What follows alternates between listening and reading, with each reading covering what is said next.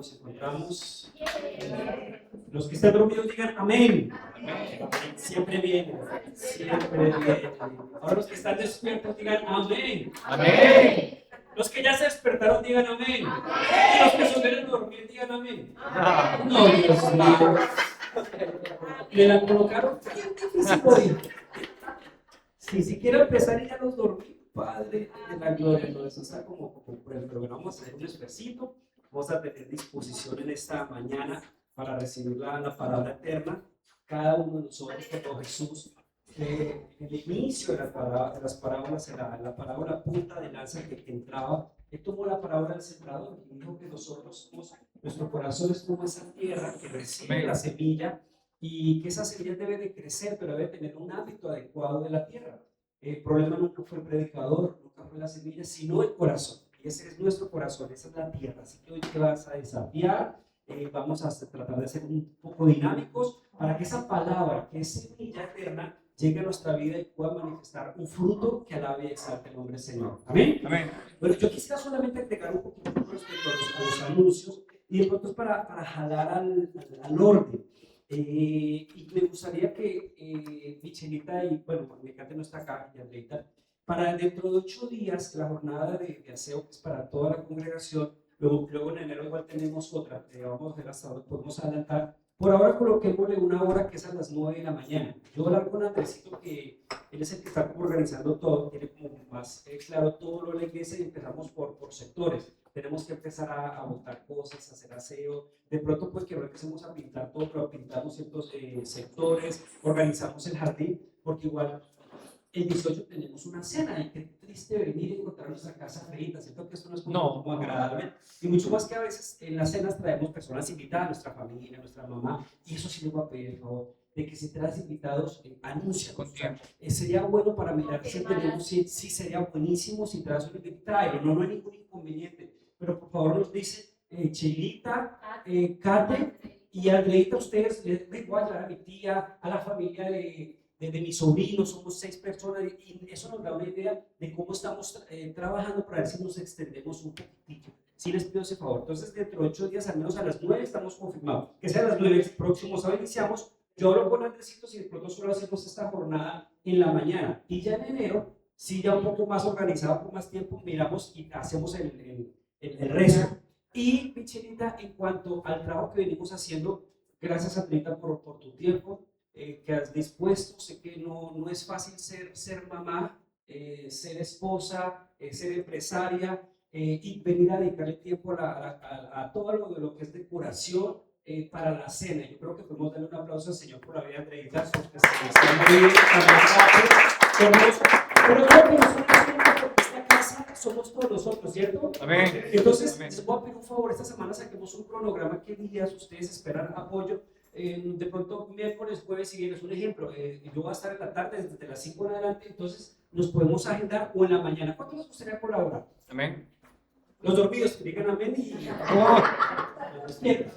entonces vamos a compartir. Usted puede decir, no, yo voy a ofrendarle al Señor esta semana 2 horas o 1 hora. Por eso nos ayudan a agilizar, pues bastante, eso nos ayuda. Entonces vamos a compartir el cronograma y usted se agenda. Entonces dedica unas 2 horitas para decorar, va a quedar hermoso, va a haber secciones de fotos, por eso sería el 18, véngase con todo. Y ahora, de salida, necesitamos que con Chelita se anote.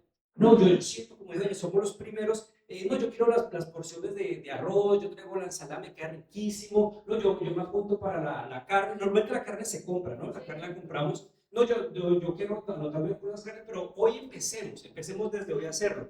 Y si su corazón está poder tener un poco más de recursos y disposición, hay 7 colaboradores que necesitan una dádiva un poquitico más, un esfuerzo. Si está en su presupuesto y en su corazón, ahora se puede anotar para esta semana o más tardar el próximo domingo, tienen que estar los regalos, porque tenemos que hacer ya el inventario y organizarlo. Entonces, que puedan también las personas que no están anotadas son 7 que puedan recibir ese día. Qué maluco que lleguemos con la mayoría y algunos queden allí con las manos atrás. Entonces yo sé que entre nosotros podemos hacerlo, familia. ¿Listo? ¿Amén?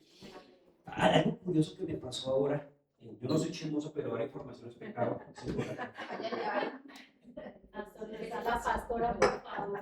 Si lo que igual eso está grabado, pero yo como lo editan y digo, quita esa parte, no hagas nada. Ahora que me va de caro, me dice, fíjate, pastor, como que le dieron poquitas ovejas. No, sí, están de viaje, están disfrutando, sí, pero mire, 1, 2, 3, ¿cuánto están los carros? Y podemos decir tal metiche. O pudiéramos decir como que tiene razón, ¿cierto? Y no se reflexionar lo siguiente, nadie está obligado a vivir en una casa abierta y nos gozamos cuando salimos de viaje, fin de semana. Eso es muy agradable, eso es hermoso, pero siento que diciembre es un mes muy fuerte, es un mes espiritualmente que mueve muchas cosas. Yo me acuerdo del grupo de jóvenes, cuando estábamos en el Peñón, en las asambleas de Dios, que por esa época empezaron a llegar los jóvenes y un compañero se fue para la feria de Cali, para un desfile.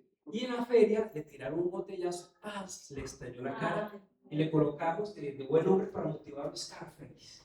Y él decía, yo porque estuve en el lugar donde no tenía que estar, yo sabía que no tenía, pero quería ir a una de esas comparsas, esas cosas. Pero diciembre es un mes muy fuerte. Yo sí les pido que estemos organizando porque estamos compartiendo fechas estratégicas en las cuales hay asambleas. Por ejemplo, usted se imagina que este vigilante que nos ve y es lindo, y ahora de salida démosle la propinita, por favor. No vio a la familia tal, y qué tal que este vigilante por la noche se vaya para la Bravo y se encuentra en la familia tal. ¿Usted se imagina el testimonio? ¿Usted no cree que eso es un mensaje? Mire, la palabra iglesia significa los convocados, es una asamblea. Entonces, cuando hay una asamblea en la congregación, cuando hay una convocatoria, cuando suena la trompeta, yo debiera priorizar la asamblea, la convocatoria, exponerme a ese ámbito para ser edificado y luego lo demás que entre en orden. Siempre lo hemos dicho y diremos desde acá y lo defenderemos. Cuando tenga una salida familiar, disfrute, váyase el fin de semana para el hotel, para la playa, donde vaya, organícese. Pero cuando empieza, hoy será tan recurrente, tantas familias a faltar, sí hubo algo espiritual que se movió. Y te aseguro que en la noche vamos a ver los estados de las velitas. Ahora no nos digan nada para que suban las fotos, por favor. Pastor, digo, no suba el estado. No, ya no sé. Pero creo que hay un mensaje que nos tiene que pensar también en el corazón. El domingo pasado, cerramos con hombre, hicimos una dinámica. Y la dinámica era, ¿qué estableces tú como primero en tu vida? Y todos colocamos primero, ¿quién? Dios. Primero Dios. Pero luego entramos a hacer una dinámica de un presupuesto, de un inventario, de tiempo, muchas cosas. Y don Enrique dijo unas sabias palabras. Le salimos de ver a Dios. Decimos que es primero, pero nuestras acciones no lo están evidenciando.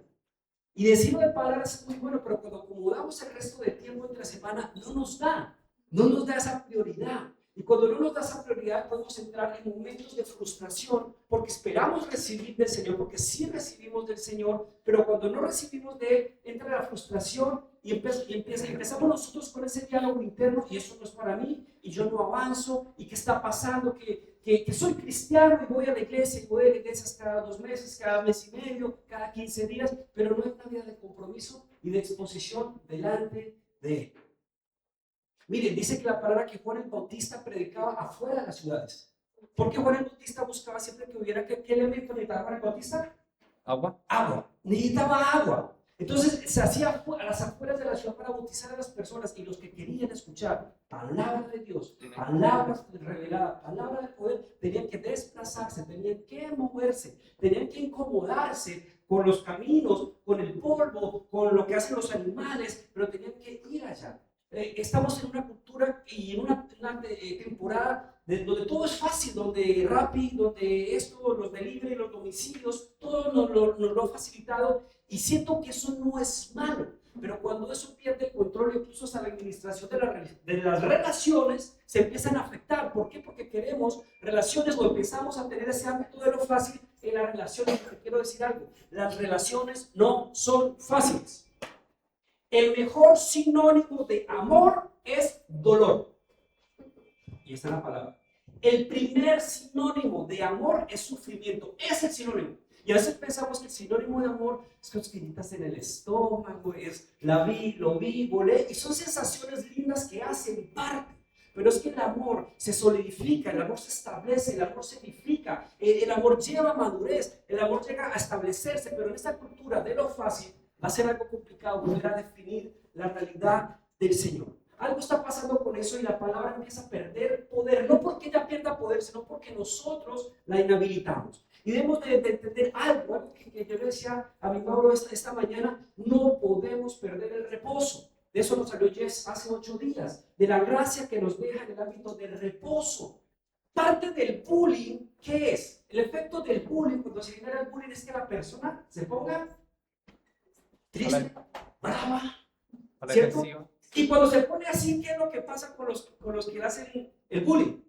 Le hacen más bullying, le hacen más bullying, porque se enojó, porque le dio tristeza, entonces ven la víctima. Entonces allí hay algo que se está desencadenando a través del trato humano, y a veces no nos damos cuenta cómo esas cosas nos empiezan a perturbar y a sacar del reposo. Diferentes situaciones que tenemos como personas y como familia: problemas financieros, problemas con la esposa, problemas familiares. Todas estas cosas empiezan a golpearnos para sacarnos de un ámbito espiritual que se llama reposo. Reposo es el ámbito de edificación de la iglesia. El Señor hizo toda la creación en 6 días, al menos hay 3 días eternos y los otros días con luna y sol, con luna y sol, y luego dice que en el 7º día descansó. La palabra puntual allí se deleitó. No es que él se arropó, él se fue al exilio, a la eternidad, a encerrarse, sino que estuvo en comunión con la creación. Es lo que puntualmente dice aquí con la palabra Shabbat. Incluso la palabra nos dice que es que aún desde antes de la creación del mundo, sus obras estaban como acabadas. Antes de la fundación del mundo, sus obras estaban acabadas. El estado del Señor, el estado de Dios hoy en día es un estado de reposo. En breve, el Dios de paz, ¿qué hará? Aplastará a Satanás. ¿El Dios de qué? De paz, de reposo, de justicia, de tranquilidad. Él está en reposo. Nosotros somos los que estamos alterados. Y en ese estado interior de estar alterado, no vemos la operación del Espíritu Santo, la operación de la palabra, a una operación de la iglesia, como decía Juan, la comunión de unos con otros, no nos deja edificar. Entonces, aunque podemos estar en reposo, o estoy en reposo y me altero, como ese bullying, me altero, me saca de esa condición espiritual donde puedo entender y ver. A Job le tomó como 40 capítulos decir: Señor, reconozco que de oídas te había oído, mas ahora mis ojos te ven y mi corazón te siente. Le faltó como 40 capítulos, 38, para entender eso a Job. Cuando lo pudo entender, es que él pudo estar en reposo. Y cuando pudo entender, mirar el gobierno del Señor, en ese momento el Señor lo restauró. Siento que tenemos que avanzar en la restauración conforme a la imagen de Cristo, familia. Así que yo te pido que coloquemos mucho cuidado, mucha atención, porque ese reposo nos lleva a que la palabra del Señor trabaje en el hombre interior, en la edificación del hombre interior, de la esencia de cada persona. En la esencia y la transformación de cada persona está la transformación de la familia. Un hombre que ha sido transformado, un varón que ha sido transformado, que ha sido alineado, es alguien que tiene el coraje, que tiene la directriz, que tiene la capacidad de direccionar a su familia, de proteger, de proveer. Una mujer que ha sido alineada, que está edificada en el hombre interior, es una mujer sabia que edifica, es una mujer sabia que manifiesta amor, que provee, que protege, que cuida. No unos hijos que han sido edificados en el hombre interior conforme a la imagen de Cristo. Es una familia que empieza a manifestar plenamente la imagen de Cristo. Así que te pido un favor, no te duermes. Háblate a ti mismo, de mí mismo no te duermas. Mí mismo no te distraigas. Porque necesitamos ser edificados en el hombre interior, pero para ello, si es necesario, volver a la palabra de hace 8 días. La gracia que me permite permanecer en el reposo. Reposo no es pasividad, porque pensamos que reposo es no hacer nada. No es eso. Es permitir que el Señor gobierne plenamente. Siento que el sueño de la mayoría de las personas, las cosas cambian. Por lo menos en mi época, mis papás siempre tenían un sueño, y era el sueño de la casita. De pronto las generaciones van cambiando, ya no tienen mucho sueño de la casita. De pronto es viajar, estudiar, no sé, las cosas van cambiando, las prioridades van cambiando. Pero cuando una familia, cuando un matrimonio tiene un sueño, normalmente los hijos son involucrados en ese sueño, ¿o no? ¿O solamente soy el papá y mamá y los hijos? Normalmente es un proyecto de familia. Bueno, ellos tenían ese sueño, compraron un lote en Pereira, por Cuba, y nosotros que vivíamos a las afueras, en una finca, en los fines de semana, que era nuestro día de descanso, de reposo, del colegio, de coger café, nos mandaban a trabajar ese día. Nos mandaban a los cuatro, el dueño de la finca prestaba el carro, mi hermano menos manejaba, íbamos al río a recoger piedras para llevar hasta el lote. Por la salida del Calá cogíamos al río, aprovechamos y nos metíamos allí, algunos compañeros del colegio nos acompañaban. Entonces era algo delicioso, pero también de esfuerzo. Subir esas piedras a esa camioneta, luego sacarlas desde allí, esta pelera, luego descargarlas, créame que era un esfuerzo que al menos a mí no me agradaba. Y llegar allá y donde las colocamos, en bajarlas a lo que todo estaba en construcción. Cuando todo estaba en construcción, todos estaban construyendo, era difícil acceder, no había vías, bueno, como empiezan muchas construcciones, pero luego estaba el proceso de echar los cimientos.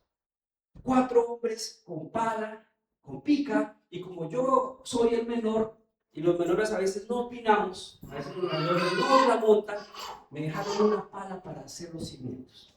Cuando eso tiene que ser perfecto, yo que no soy constructor, eso es perfecto, entonces yo empecé donde me habían dejado, ellos con su palín, haciendo, claro, el palín era más recto, buglelo después, son 2 herramientas diferentes, la una es recta, la otra es curva, a mí me dejaron la curva, y fuera eso, desganado, desmotivado, yo empecé a invadir el terreno del vecino. Cuando mi hermano mayor, que no le gusta regañar, no le gusta regañar, vio eso, uy, Dios mío, está mi tercer papá. No, eso me dijo de todo. Claro, cuando luego yo lo empiezo a ver desde la perspectiva, pues ¿qué le decía si tenía la razón? No podía justificarme, se puede haber hecho algo diferente, pero siento que cuando no tenemos la habilidad para edificar, cuando no tenemos la habilidad para colocar el sustento, el fundamento, podemos decir estoy haciendo algo, porque yo estaba haciendo algo, pero lo estaba haciendo de la forma adecuada. Y saben algo, en la vida de Cristo, lo primordial, lo esencial, lo primero que se echa es el fundamento. Pablo dijo, yo eché el fundamento como perito arquitecto. Pedro, Pablo, Apolos, todos echamos un fundamento. Pero luego dice, pero cada uno mire cómo sobreedifica. Hay una responsabilidad del pueblo de Cristo tomando esa imagen. La función de los pastores, de los maestros, de desear, del discipulado, es tirar un fundamento sólido, pero a partir de ahí hay una responsabilidad compartida en la sobreedificación. Una responsabilidad que es más tuya que mía. Aunque convocamos, aunque seguimos instruyendo, aunque seguimos enseñando, hay una responsabilidad inmensamente tuya. En estos días escuchaba un pastor que hablaba de restauración familiar y él tomaba una queja que tienen muchas personas, es que la pareja se peleó, llegó y los pastores los dejaron solos y no acompañaron en el proceso de restauración. Y me llegaba una pregunta antes de que él continuara, ¿y qué es acompañar en un proceso de restauración? Algunas personas de los que están acá saben que cuando han venido a consejería familiar yo le dije, no me meta en discusiones que yo no estuve presente. ¿Por qué va a contar el varón? Su versión. ¿Y qué va a contar la mujer? Su versión. Y si están los dos allí, ¿saben qué van a hacer? Van a pelear delante de uno. Pastor, eso no pasa, eso pasa. Siempre les digo, no me traigan problemas en los cuales yo no estuve. Al nuevecito, yo le escucho todo. Y pastor, y deja la toalla torcida, y deja el jabón destapado, y esto, y las ollas, todo. Yo le escucho todo. Pero ya cuando tenemos un tiempo de caminar y sobreedificar en el Señor, se esperaría una nariz de responsabilidad de la persona. Vamos al médico, pagamos cita, vamos al oncólogo si tenemos una enfermedad fuerte como es el cáncer, da el tratamiento, pero si tú no vas, si tú no asistes, si tú no te expones a todo lo que se ha trazado para una recuperación, el médico no te va a ir a buscar. Es que se me perdió y no pude continuar con la restauración de su cuerpo. No, seamos responsables.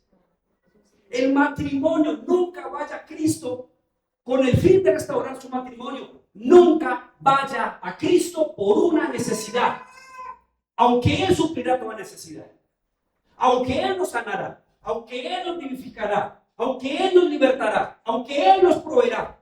Yo voy a Cristo, es por amor. El daño que pasó en el huerto, lo fundamental, el golpe masivo que pasó en el huerto fue dañar la relación de Dios con el hombre. Eso fue lo primordial. Y a partir de ahí, como se dañó esa relación, luego se dañó la relación. La mujer que me dice, Si miramos acá, primero se afecta mi relación con Dios, luego la relación con mi prójimo. Y damos herramientas que no son malas, de comunicación, de semblante, de comunicación asertiva, de tolerancia en el matrimonio, que no está mal, pero te tengo que decir, es incompleto.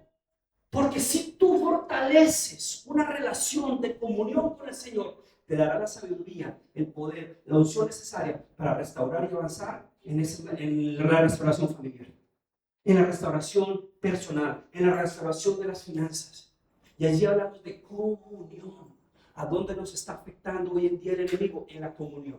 Y como no tenemos comunión, el hombre interior empieza a cuestionar lo eterno y empieza a apartarse de los caminos del Señor. Y de eso sufrimos todos.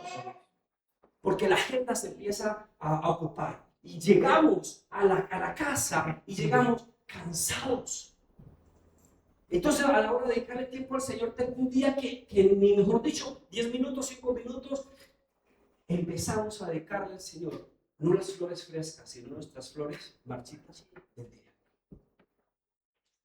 Y el acompañamiento se queda en nada, porque sí se requiere un proceso de exposición delante del Señor, de comunión. Y el hombre interior empieza a golpearse, ¿sabe? Se tira el fundamento, los cimientos, pero después hay una responsabilidad de José, de Camilita, de Danielita, de Chelita, de Rolando, en esa sobreedificación.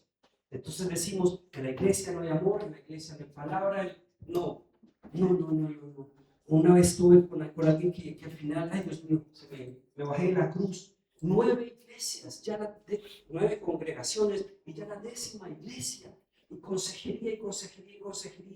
Llegó un momento que le mira, tú todo lo que has hecho, seminarios, retiros, esto, lo otro. A esta edad tú deberías estar compartiendo a Cristo, tener una casa de oración impartiendo, pero sigues enredado en cosas que no cedes.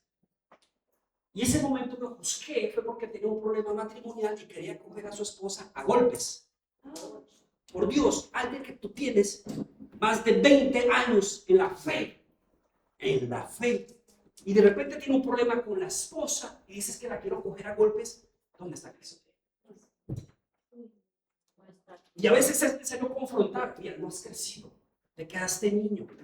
A esos retiros, a esos kairos, a todo lo que fuiste como matriz, y esquivaste la palabra, y esquivaste la unción, y lloraste, pero no fuiste transformado. El hombre interior tiene que ser transformado. En 2 de Corintios, capítulo 4, verso 10 en adelante, vamos a tratar de ir un poco fluido. 2 de Corintios, capítulo 4, del verso 10 en adelante. Llevando siempre en el cuerpo por todas partes la muerte de Jesús, para que también la vida de Jesús se manifieste en nuestro cuerpo. Porque nosotros que vivimos constantemente estamos siendo entregados a ¿qué cosa? A muerte por causa de Jesús, para que también la vida de Jesús se manifieste en nuestro cuerpo mortal. Así que nosotros obra la muerte, pero nosotros la vida.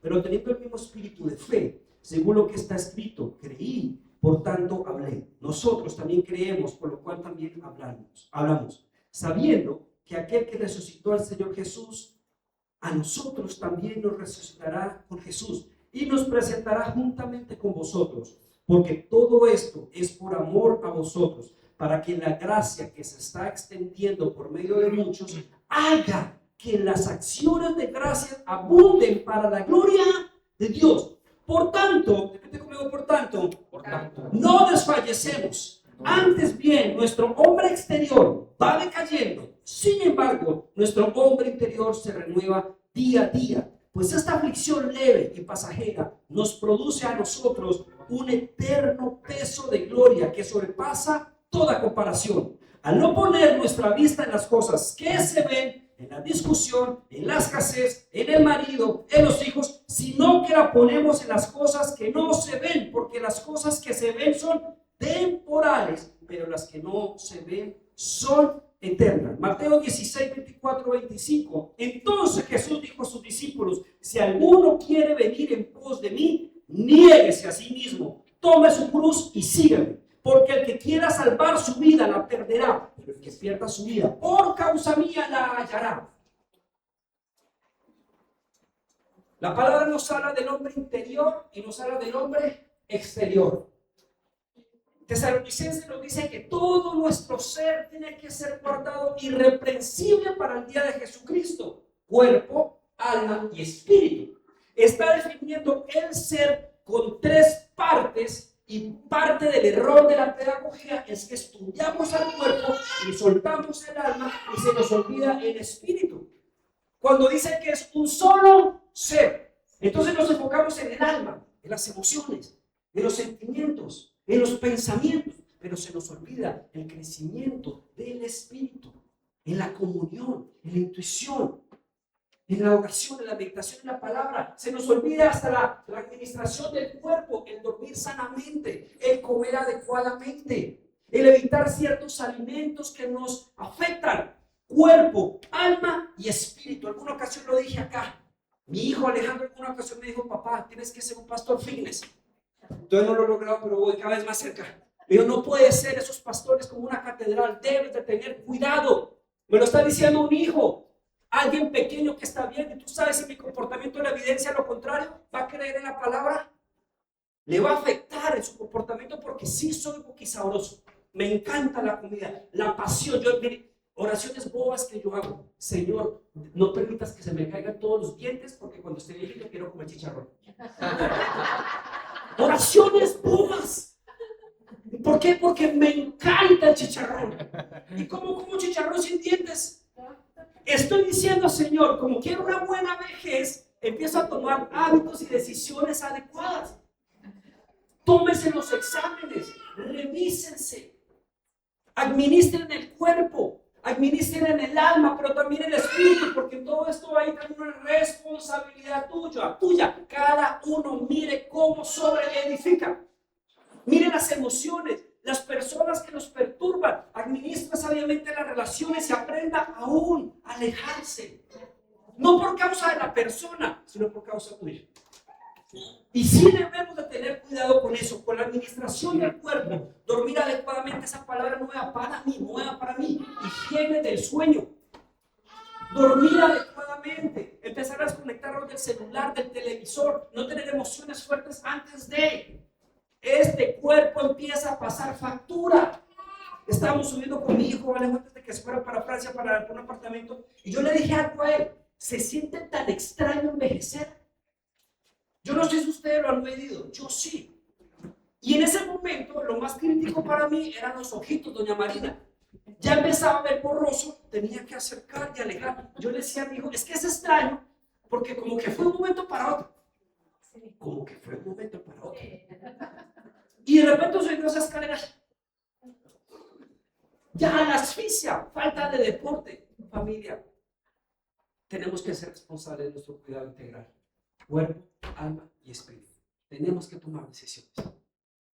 Compres un buen colchón, una buena cama, una buena cortina, blanca, como te guste dormir, incienso, aroma, no lo sé, pero invierte en tu descanso físico. Esto es lo que tú tienes para continuar hasta la vejez. Yo quiero que el Señor me regale sabiduría, me regale templanza, porque a mis hijos y a mis nietos, yo les quiero regalar una buena vejez. Y claro, por supuesto, también a mí. Con mi papá y mi mamá tuvimos mucho conflicto esos últimos años. Eran jóvenes. Mi papá murió a los 56 años, pero a los 57. Desde los 37 años empezó un quebranto de salud, una mala administración. Mi mamá también, ustedes la conocieron. Y sé que ustedes también tienen allí historia. Pero la mayoría fue porque no nos cuidábamos bien. Porque la mayoría de personas que vienen de una generación empezaron a olvidarse de sí mismos para darlo todo a sus familias. En un aspecto no está mal, pero ¿quién cuida al cuidador? Tú tienes que ser administrador de tu propia vida, de ese hombre interior. Y aquí Pablo nos está diciendo a Corintios de que el hombre exterior se tiene que ir desgastando, pero el hombre interior se tiene que ir fortaleciendo. El desgaste del hombre exterior, que es el cuerpo y el alma, tiene que ver con un ámbito de sometimiento a la voluntad de Dios. Jesús dice: amarás al Señor con todo tu corazón, tu alma, tu mente, tus fuerzas. Y tu espíritu dice allí: tu espíritu ya lo ama. El alma es la que tiene que ser reconfigurada. El alma no es mala, pero puede ser como un potro salvaje si no está sujeta a la vida del espíritu. Jesús cuando menciona ese versículo no dice, y con el espíritu, nuestro espíritu ya lo ama. Es la parte eterna que tenemos de él. Pero nuestra alma tiene que ser sometida, tiene que ser reeducada, tiene que ser renovada, tiene que ser transformada. Y para eso necesitamos ámbitos de sometimiento. Por eso el Señor decía allí en Mateo que si alguno quiere ser mi ¿qué? Discípulo. Y hay una diferencia tan impresionante entre discípulo y seguidor. Y ahí sí, yo lo digo. Si a usted le llega, usted se suba y dice por usted mismo, ay, ay, ay. Habla para usted mismo. Porque tú puedes ser un discípulo, pero puedes ser un seguidor. Y con los seguidores es los que estamos teniendo conflicto en todas las congregaciones. Que vamos, nos congregamos, luego tenemos demandas porque no somos transformados, pero no nos estamos discipulando. No estamos siguiendo, no nos estamos exponiendo, no estamos pagando el precio de estar con Jesús. Un seguidor va y viene de cuando en cuando, pero un discípulo, así que te quiero decir, si eres un seguidor, esa palabra no es para ti. Y va a pasar lo de Matrix. Y pasó por allí. Pero si eres un discípulo, ay, ay, ay, Señor, eso me llega. Los discípulos somos los que nos exponemos porque queremos ver la obra de gracia del Señor en nuestras vidas, ver la eternidad, ver cómo la vida fluye en nuestras vidas, en nuestras generaciones, hasta que el Señor venga.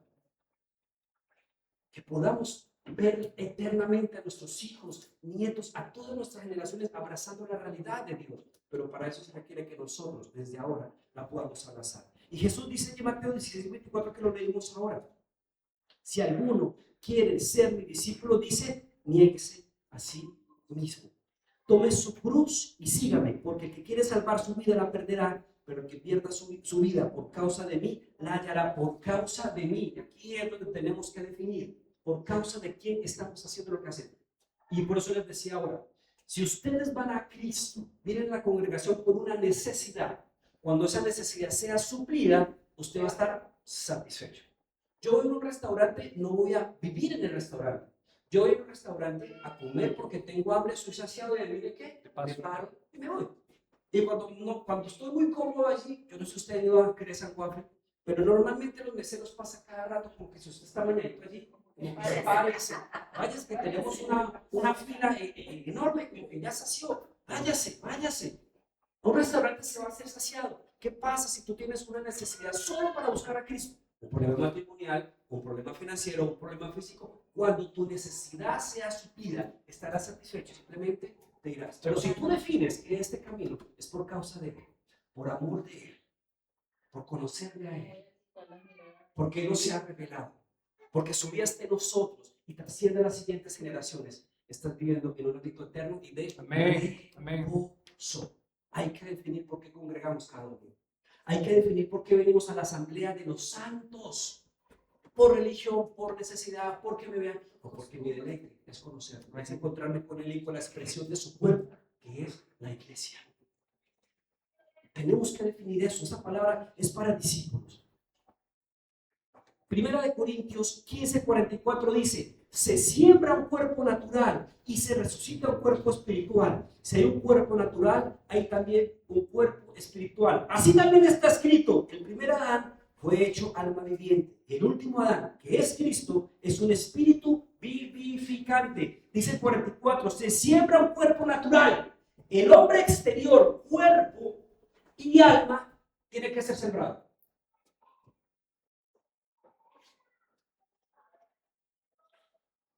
En Juan capítulo 17, Jesús dice, Padre, he terminado la tarea que me diste. Y cuando tú ves, todavía no había ido a la cruz. Y hay preguntas. Entonces, ¿la cruz era necesaria o no era necesaria? ¿Para qué es operativa la cruz? ¿Qué sabemos de la cruz? ¿Para qué es operativa la cruz? El sacrificio fue la sangre que después por la Ahí Sí, somos, operativa para nosotros. ahí somos sanados, restaurados. para salvación. Ok, sanados y restaurados. Pregunto, ¿Jesús sanaba antes de ir a la cruz? Sí, ¿Restauraba antes de ir a la cruz? sí, ¿Perdonaba antes de ir a la cruz? sí, No fue para salvar. sí. ¿Sí entendemos? Ujú. O sea, en Juan 17, Jesús está diciendo, Señor, la tarea que me diste, ya la cumplí. No nos olvidemos, no le estoy quitando poder a la cruz, ya vamos para allá. Pero terminó. Y luego dice, les he dado a conocer tu nombre. Enséñanos a orar, porque es que nosotros oramos Jehová de los ejércitos, Adonai, Shaddai, el Olá, el Eterno. Enséñanos a orar. Cuando ores, oraréis así. ¿Cómo empieza? Les he dado a conocer tu nombre, Padre, identidad. Pase lo que pase, nada te puede robar la identidad.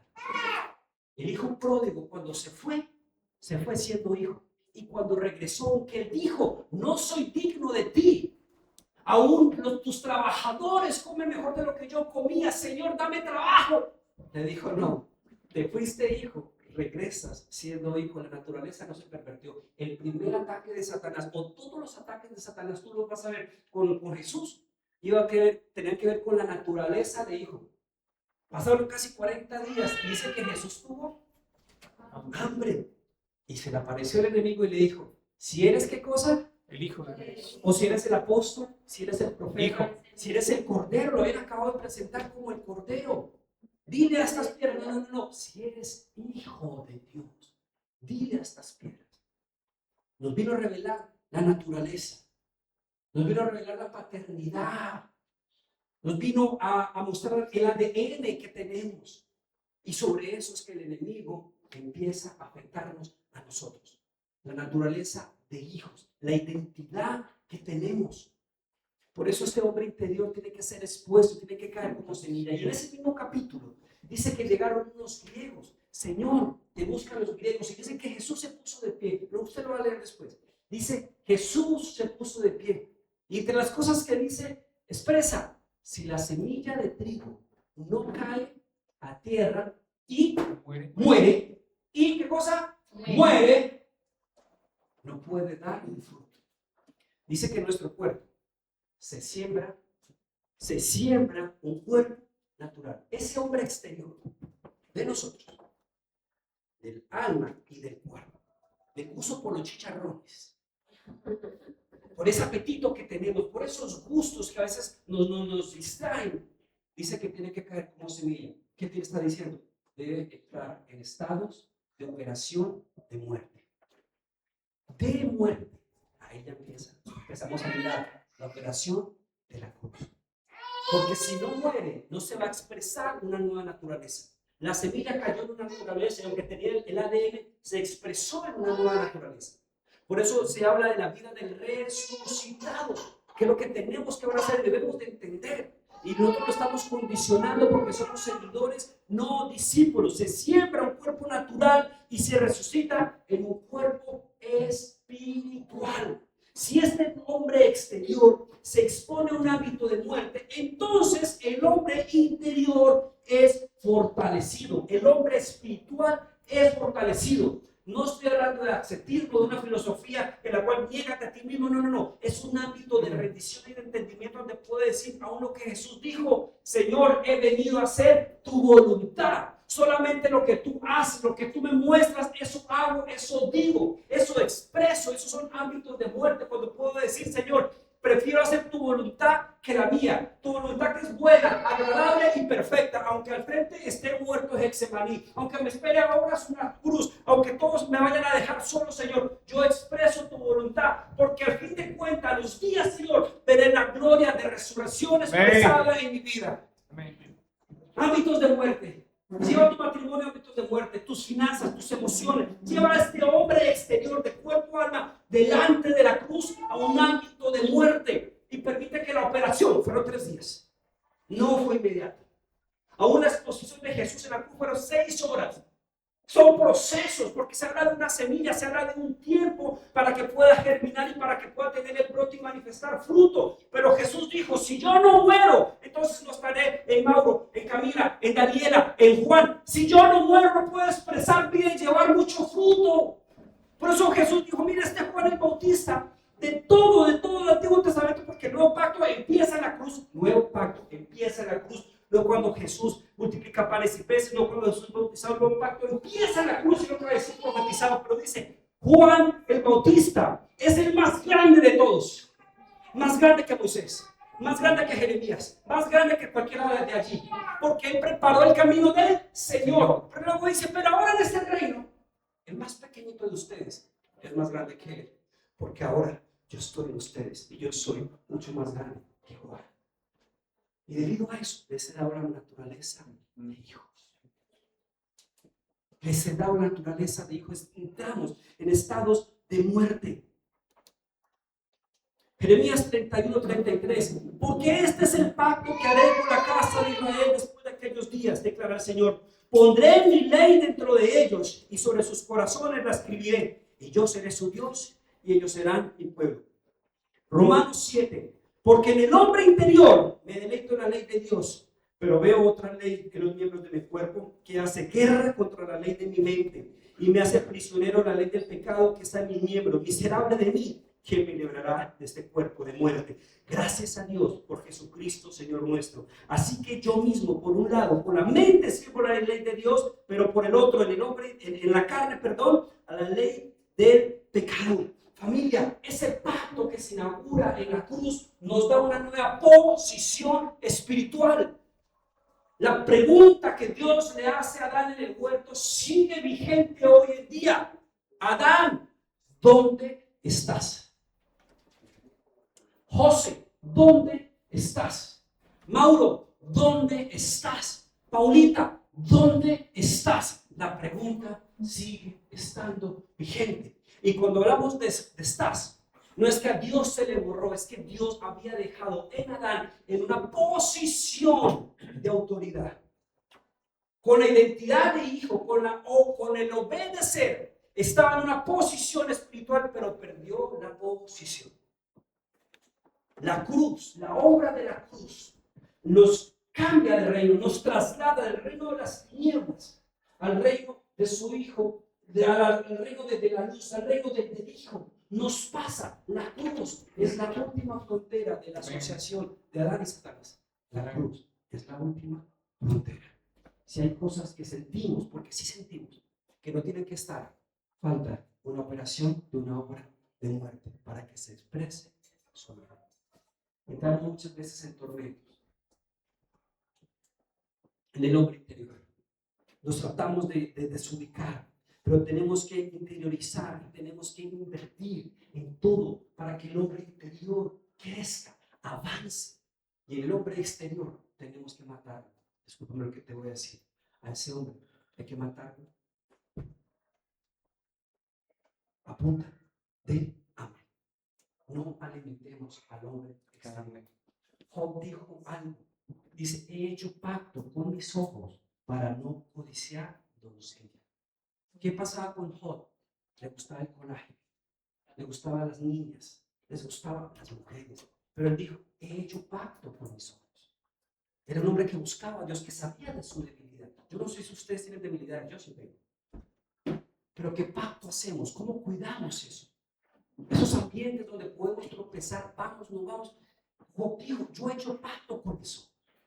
Póngase en la posición de Job. Y a lo mejor cuando salía al pueblo y veía mujeres bonitas, Job se iba por otro lado. Tenía una debilidad, era consciente. No se permitía estar en lugares solo con ella. Tenía poder para la época tener varias esposas. Para la ley, para el momento se podía, pero tenía una sola esposa. Él sabía que tenía algo en su interior, no sé, un deseo desbordado por la lujuria, la pasión, qué sé yo, pero digo, yo he hecho pacto con mis ojos para no codiciarlos.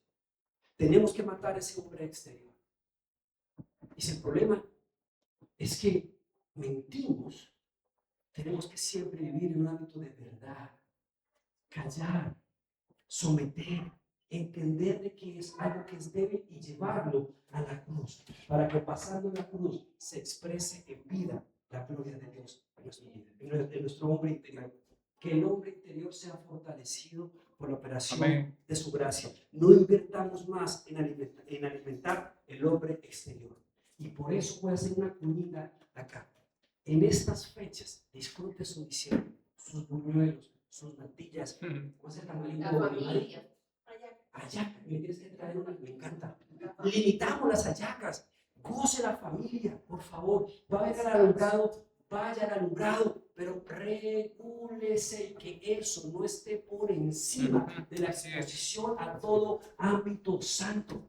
Si quiere ir a la feria, ojalá que no fuera, o escoja qué cosa va usted por allá a la feria, ¿sí? Que no se le salga ese... Ay, ay, ay. paso aquí.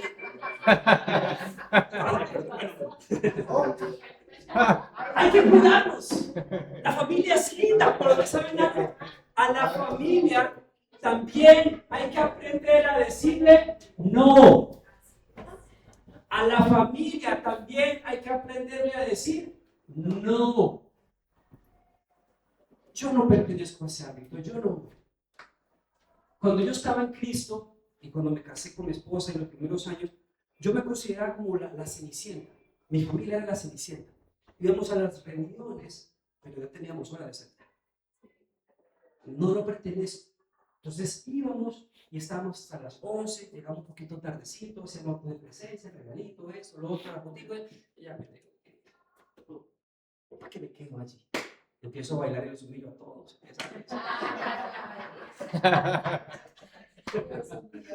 Hay lugares donde no pertenecemos, pero seamos luz. Seamos luz. Usted hace un pacto con sus ojos. Me encanta eso. A mí me encantaba bailar.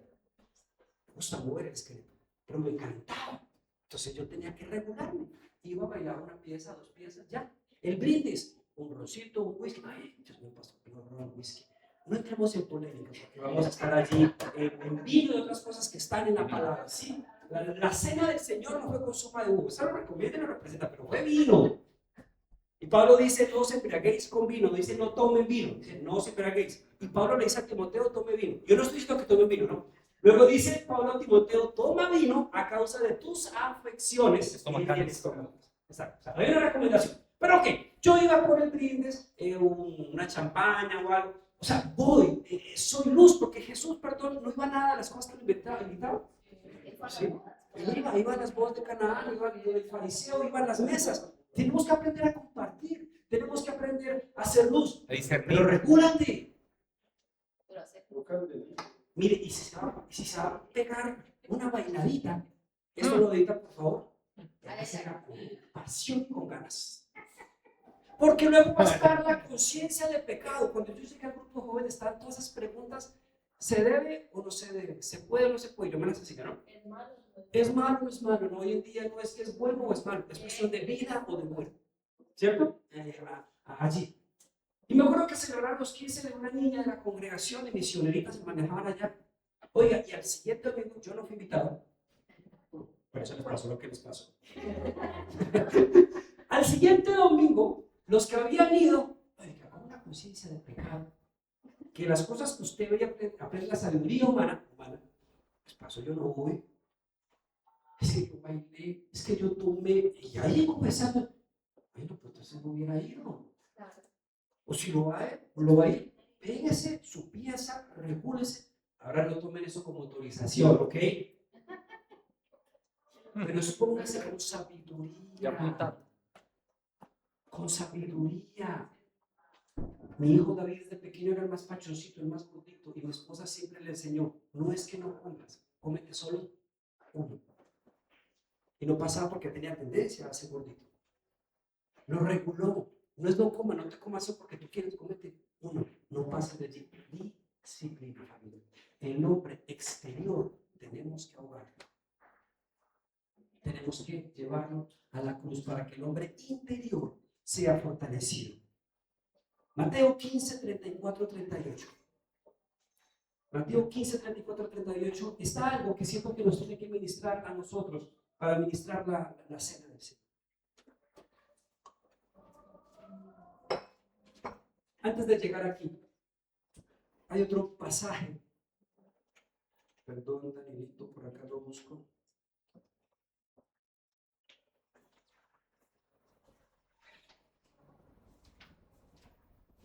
En 2 Corintios 12. En 2 Corintios 12, Pablo, el apóstol, él empieza a hablar de su ministerio y a defender la obra que él tenía. Pero cuando empieza el capítulo, como a él lo juzgaban, como a él lo señalaban tanto por lo que antes hizo y por lo que ahora hacía, él empieza como en un momento, en un rato como de defender su ministerio. Él empieza a hablar de que incluso él fue arrebatado al tercer cielo. Mire, él pudo haber escrito el Apocalipsis, yo creería que sí, porque lo que él vio fue muchas de las cosas que vio Juan. Porque dice, subí al tercer cielo y vi y oí cosas que no les he permitido ver a cualquier mortal, cosas inefables, dice allí. De eso fue lo que escribió Juan, Daniel, Malaquías, muchos apóstoles. Pero él no escribió de eso. Ahora, eso le sirvió a él de lo que vio, de lo que recibió, para establecer misterios y fundamentos en la iglesia. Pero puntualmente no habló de los tronos, de los ancianos, él no habló de los jinetes, no habló de eso, pero él lo vio. Pero entonces en este capítulo empieza a hablar de esas visiones, de cómo fue llevado. Y sabes algo, luego en el versículo 7, 2 Corintios 12, 7, Pablo dice, y para que la grandeza de las revelaciones no me exaltase desmedidamente, me fue dado un aguijón en mi carne, un mensajero de Satanás que me abofeté, para que no me enaltezca de sobremanera, respecto a lo cual 3 veces he rogado al Señor que lo quite de mí, pero él me ha dicho, bástate mi gracia, porque mi poder se perfecciona en la debilidad. Por tanto, de buena gana me gloriaré más bien en mis debilidades, para que repose sobre mí el poder de Cristo. Por lo cual, por amor a Cristo, me gozo en las debilidades, en afrentas, en necesidades, en persecuciones, en angustias, en escasez, en problemas familiares, en enfermedad, en contienda, en ansiedad, en depresión, porque cuando soy débil, entonces soy fuerte en Él.